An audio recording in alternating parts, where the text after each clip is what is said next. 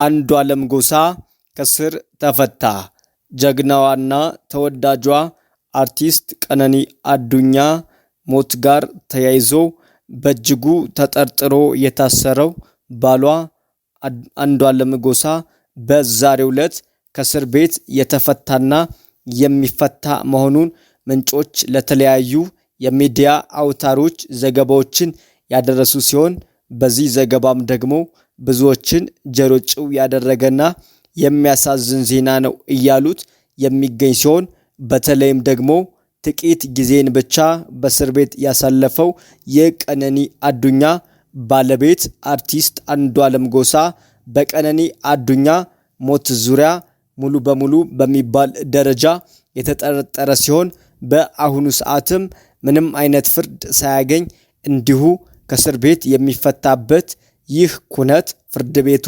ፍትህን ያዛባ እንዲሁም ደግሞ ለቤተሰቦቿ፣ ለወዳጅ ዘመዶቿ፣ ለጓደኞቿ በእጅጉ ሐዘንን ያከናነበ ገዳይና በዳይ በአደባባይ እየተዝናና እንዲኖር እንዲሁም ደግሞ ሐዘንተኛና በደለኛ በእጅጉ እያለቀሰ እንዲኖር የሚያደርግ የፍትህ ስርዓት አለ እያሉ የሚገኙ ብዙ ተመልካቾች ሲሆኑ በተለይም ደግሞ በአሁኑ ሰዓት የአርቲስት አንዷለም ጎሳ ጠበቃ የሆነው መግለጫ እንደሰጠው ከሆነ አርቲስቱ ከእስር ቤት ለመፈታት ምንም ያክል ገደብ ያልተጣለበትና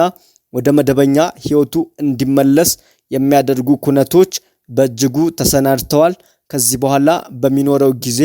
በቀጥታ ወደ ማህበራዊ ህይወት ተቀላቅሎ ሰላማዊ ህይወቱን እንዲቀጥል የሚያስችሉ ሙሉ ኩነቶች ተመቻችተውለታል። ከዚህ በኋላ የፍርድነቱን እንዲሁም ገዳይነ ተብሎ የሚጠረጠርበት መንገድ የሌለ መሆኑን ያሳወቀው የአርቲስት አንዷለም ጎሳ ጠበቃ ሲሆን ከዚህ ጋር ተያይዞ ብዙ ተመልካቾቻችን በመረጃ አውታራችን ውስጥ እንድናስተላልፈላቸው መልእክቶችን ካደረሱን መካከል ለቤተሰቦቿ